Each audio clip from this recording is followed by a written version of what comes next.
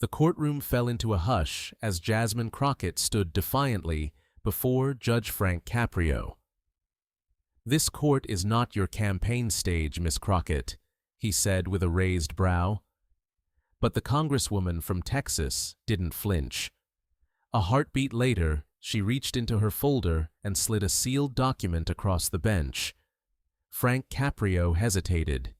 His gavel hovered midair, and when he opened that folder, everything changed. For her, for him, and for the entire courtroom. A revelation lay waiting inside. One that would haunt him. One that would humble him. Comment where you're watching from, and don't forget to subscribe so you won't miss the latest courtroom stories that speak to truth, justice, and the power of compassion. That morning, the courtroom buzzed with anticipation, a low hum of voices bouncing off the polished wood panels and tiled floors. The scent of old paper, coffee, and floor wax lingered in the air as people shuffled in their seats, whispering about the day's high-profile case. Cameras were barred, but the public gallery was packed. Journalists, local residents, even a few political aides trying not to look too obvious. The bailiff's voice sliced through the noise. "Case of Jasmine Crockett." A hush fell over the room. Heads turned in unison toward the doors as they swung open with a soft creak. In walked Jasmine Crockett, 42 years old, a U.S. representative whose name had recently graced headlines far beyond her Texas district. She was poised, dressed in a sharp, tailored navy blue pantsuit that hinted more at the Capitol than the courthouse. Her signature braids were wrapped and pinned neatly beneath a wide-brimmed hat, evoking both elegance and control. In her hands, she carried a thick manila folder, its edges worn, contents no doubt meticulously prepared. Her stride was brisk but measured, confidence in each step. Judge Frank Caprio, already seated on the bench with his familiar reading glasses perched at the tip of his nose, looked up and squinted, recognizing her immediately. A warm but sardonic smile crept across his face. "Ah, Miss Crockett," he said, his voice carrying the weight of decades spent balancing compassion with the law. "You planning to campaign in my courtroom today, or just defend yourself?" Laughter rippled through the courtroom, soft, restrained, but real. It broke the tension, if only for a moment. Jasmine offered a quick smile, cool and composed. "Just hoping for justice, Your Honor," she replied, her voice steady, calm, with the practiced cadence of someone used to speaking in high-stakes arenas. But this wasn't Capitol Hill. This was Providence Municipal Court. The charges seemed minor on paper, a series of unpaid traffic fines linked to Crockett's name. But as with most things involving power and politics, the surface barely told the story. Allegations had emerged suggesting that Crockett, or someone in her office, had used her congressional influence to make the fines disappear. There were whispers of phone calls to city clerks, pressure applied behind closed doors, and, most controversially, a long-standing grudge between Crockett and a local transportation official, which many speculated had either sparked the targeting or helped fuel the cover-up. Social media had already chosen sides. One camp decried her as another politician drunk on power, while others insisted she was being unfairly vilified, a black woman punished for wielding authority. The internet had made its judgment, but the courtroom was different. It had rules, evidence, cross-examination, procedure. Today, Crockett wasn't speaking on a House subcommittee floor. She wasn't behind a podium at a rally. She was a defendant standing before a judge known not only for his integrity, but for his unwavering belief in second chances. And now, for better or worse, it was the law's turn to speak. Judge Caprio removed his glasses, letting them rest lightly on the desk before him as he studied Jasmine Crockett. The courtroom had fallen into a dense, uneasy quiet.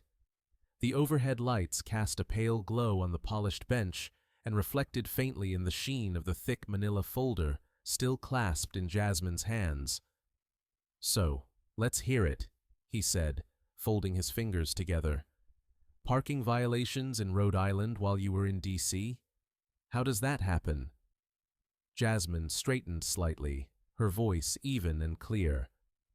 "I lent my car to my cousin," she said. "He flew up to help my aunt. She was undergoing cancer treatment at Hope General Hospital. He used the car to drive her back and forth for appointments. He parked in the hospital lot, but the meters expired. The tickets began to pile up." Caprio raised an eyebrow. "And you didn't know?" "Not at first. The first 3 notices must have gone to my Texas address. I only found out after the 4th ticket landed in my mailbox in D.C. I called the department right away and offered to pay. And the clerk told me it was too late. The matter had already been forwarded to collections, and the fines had nearly tripled." Judge Caprio leaned forward, hands tented under his chin.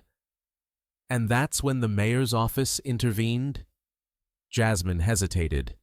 A flicker of discomfort crossed her face, but she didn't look away. "Yes," she admitted. "I asked if anything could be done. I asked for leniency given the circumstances, not to be excused, but to be heard." Caprio held up a printed letter, the city seal at the top. "This letter doesn't sound like a plea, Miss Crockett. It sounds like a mandate. It says, and I quote, 'Jasmine Crockett is a sitting member of Congress and shall not be subjected to bureaucratic delays or unnecessary penalties.' That's not a humble request. That's leverage." A wave of murmurs swept through the courtroom gallery. Caprio waited for silence to settle again. "I didn't write that letter," Jasmine said quietly. "It was sent by one of my aides, without my review. I wasn't aware of its content until after the fact." Caprio nodded slowly, the wheels turning visibly behind his thoughtful gaze. "But you didn't disavow it either, did you?" Jasmine paused. Her lips parted, then closed again. The silence spoke volumes. "I was advised not to draw more attention to the issue," she said at last, her voice softer now. "But in hindsight, I should have made it clear that I didn't approve of that letter." Caprio tapped the document against the bench, the sound sharp in the silence. "Do you feel above the law, Miss Crockett?" Her head snapped up. "No, Judge, I don't." "Because that's what it looks like." The tension in the room thickened. All eyes were on her, and for the first time since walking through the courtroom doors, Jasmine Crockett looked not like a congresswoman, but like a woman facing the hard edge of accountability. As the low hum of murmurs filled the courtroom, Judge Caprio sat back, his fingers resting lightly on the edge of his bench. The air felt heavy, not with scandal now, but with something deeper, something human. His voice, when he spoke again, was markedly softer, carrying a tone not of judgment, but of curiosity, and maybe compassion. "Tell me about your cousin," he said, his gaze steady. Jasmine's eyes flickered downward. The composure she'd worn like armor since entering the courtroom cracked slightly, emotion catching her off guard. She took a breath before answering. "Derek," she said, her voice low. "He's a Navy veteran. He lost his leg in Fallujah. My aunt, his mother, raised both of us. After his discharge, he moved back home. When she got sick, stage 3 ovarian cancer.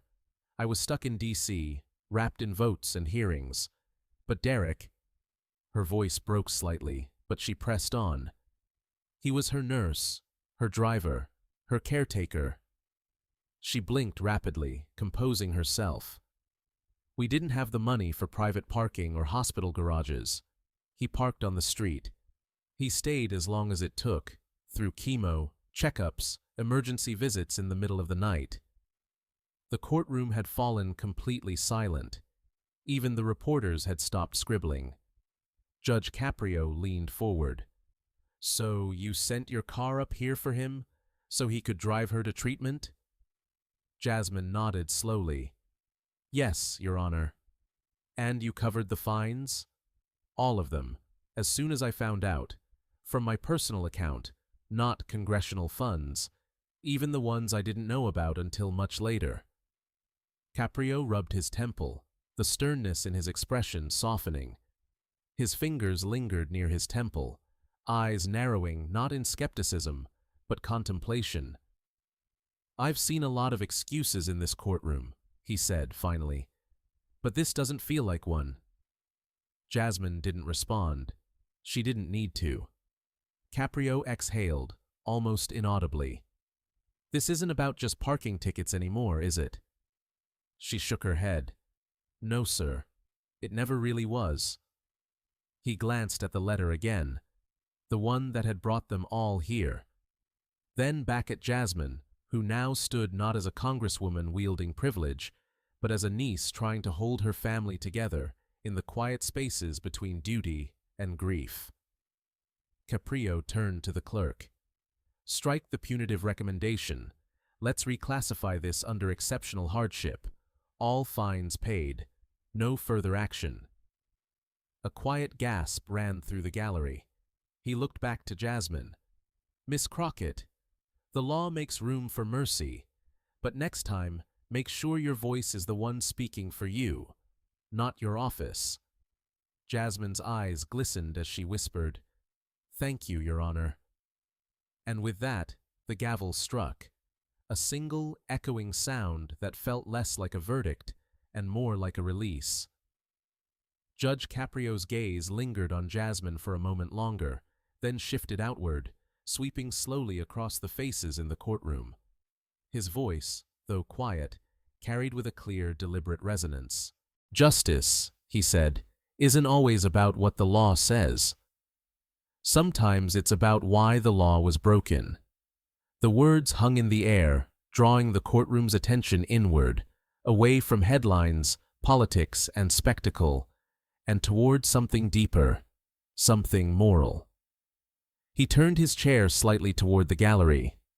Many of you know Congresswoman Jasmine Crockett from television, from fiery speeches, from committee hearings, maybe even from campaign ads. But what you don't know, what most of the public doesn't see, are the calls she's made to my office, and not once for herself. He let that sink in before continuing. I've taken calls from her staff at all hours, about veterans, about housing. I remember one in particular. Her voice was shaking. There was a man, a Marine, who couldn't get his PTSD benefits approved. He was homeless, sleeping in a car. Jasmine didn't talk about it on Twitter. She didn't make a press release. She just wanted to help him. She called me. The courtroom was still, listeners leaning forward as if not to miss a single word. He turned back to Jasmine, his voice turning stern again. But none of that erases what happened here. You made a mistake. You didn't stop that letter. You let silence speak for you. Jasmine lowered her eyes. Her response came in a whisper, but it cut through the silence like a knife. I regret that. You should, Caprio replied firmly, but not cruelly. Because people look up to you, not just in Texas, not just in Washington, right here, across this country. People who fight every day to do the right thing with less power, less money, and fewer second chances. He paused, letting the weight of those words settle. Jasmine nodded, her eyes moist but resolute. Caprio leaned forward slightly, softening once more. We don't expect our leaders to be perfect, but we expect them to own their imperfections, loudly, clearly, and in real time. He reached for his gavel again, but this time didn't lift it.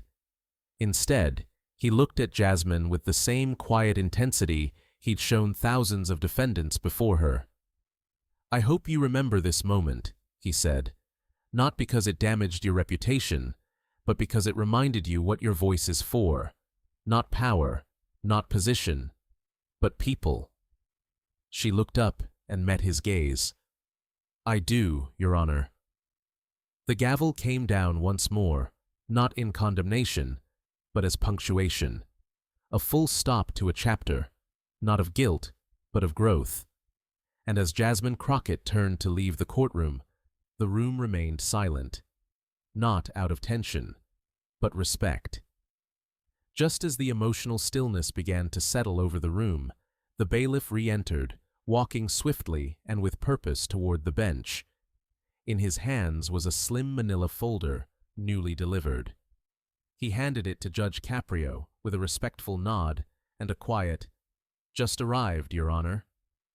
Caprio took the folder, his brow furrowing slightly. He flipped it open, scanning the top page. His expression shifted, first curious, then pensive. The courtroom, still hushed, watched him with rapt attention. Inside were several documents, official hospital parking logs showing a pattern of visits to Hope General during the exact time frames the tickets had been issued. A series of brief but direct witness statements from nurses confirming that Derek had been bringing an older woman, referred to affectionately by staff as Miss Thelma, in for repeated chemotherapy sessions, and at the bottom, an affidavit, signed and notarized, from Derek Crockett himself. Caprio adjusted his glasses and began to read aloud from the affidavit, his voice steady and measured. "I never meant to cause trouble. Jasmine didn't even know I was using the car at first. I just needed to get Mom to chemo. The meters ran out because I couldn't leave her alone long enough to refill them. She was so weak, and I was scared all the time. I never asked Jasmine for help because she already had so much on her. Please don't blame her for trying to help us after the fact. She didn't know." The room was silent, except for the soft sound of Caprio flipping the page back into the folder. He paused, letting the weight of Derek's words linger in the air. Then he looked back up, his voice lower, more reflective. "This changes things," he said softly. He closed the folder and placed it down on the bench with deliberate care. The quiet in the room was reverent now, as if everyone understood they were witnessing not a trial, but a moment of truth, simple, raw, and unembellished.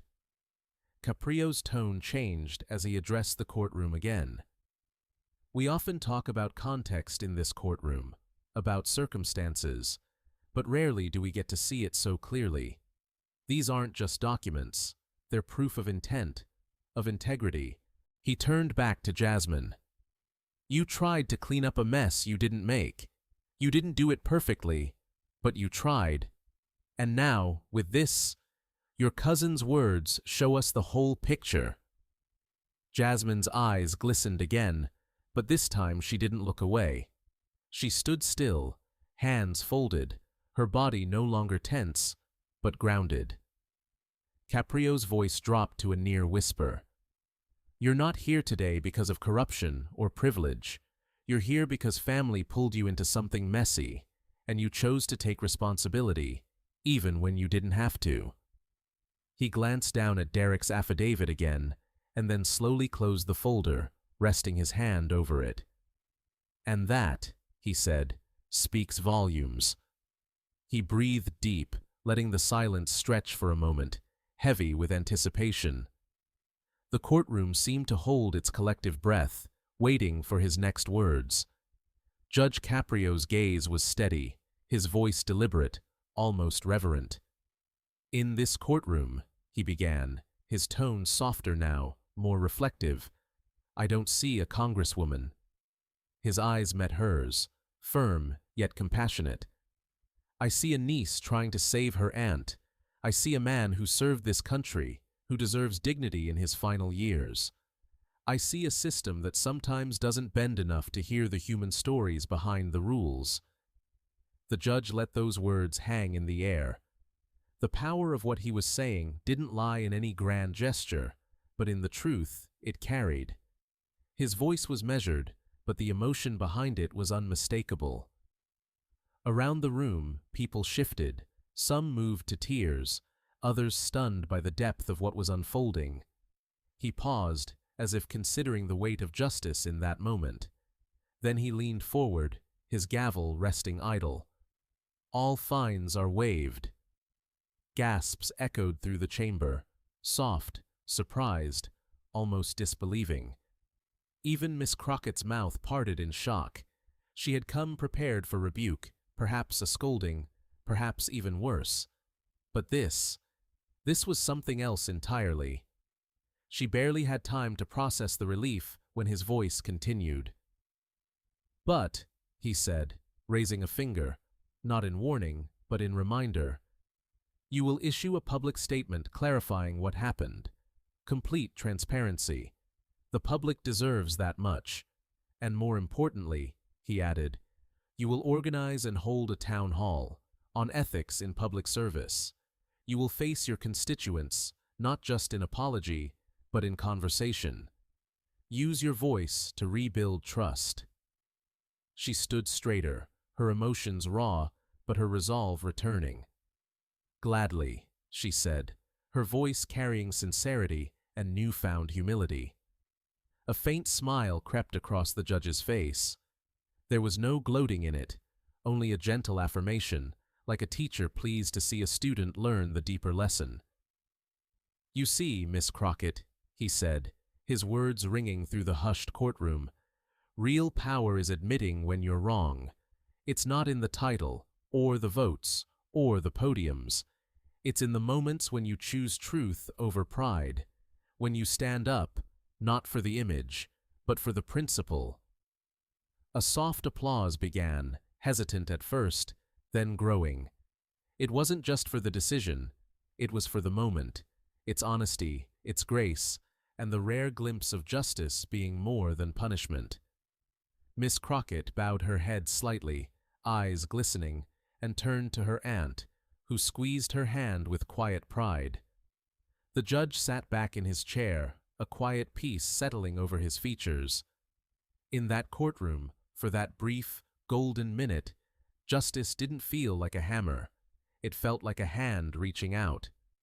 The courtroom had mostly cleared now.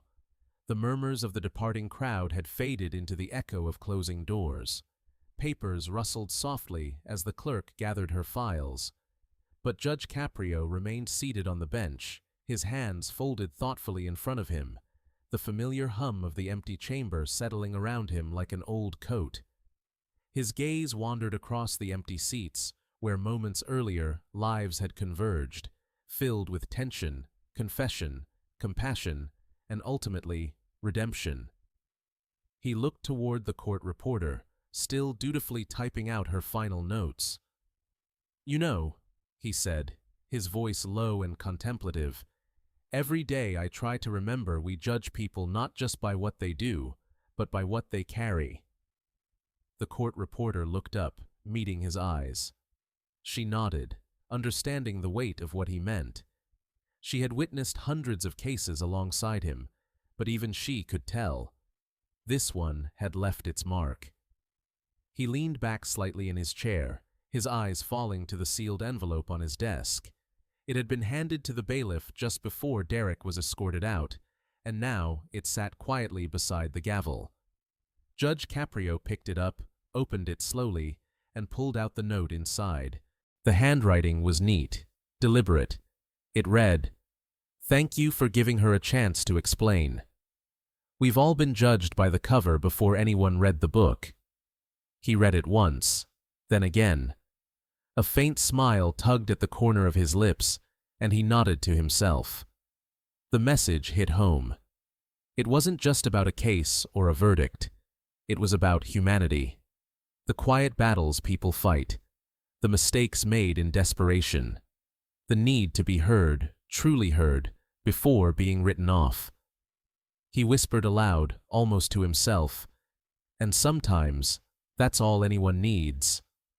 To be heard, to be seen beyond the headlines or assumptions, beyond the courtroom titles or charges filed, just a chance to be known as a full story, not a single chapter. He placed the note back into the envelope and tucked it into the inside pocket of his robe, a keepsake, not of the case, but of the moment. A reminder that justice, at its best, isn't about perfection. It's about grace. Outside, the afternoon sun was beginning to fade, casting long beams of light through the stained glass windows. Judge Caprio stood slowly, the weight of the day in his posture, but something lighter too, a quiet peace. As he stepped down from the bench and turned off the courtroom lights, a final thought lingered in his mind. Maybe justice isn't about always being right. Maybe it's about being human enough to listen. And in that, today had been a good day. If today's story reminded you that justice needs both eyes and a heart, hit that like button, subscribe, and share this video with someone who believes in second chances. What did you think of Judge Caprio's decision? Let us know in the comments below, and tune in next week for another unforgettable moment where law meets life, right here in Judge Caprio's courtroom.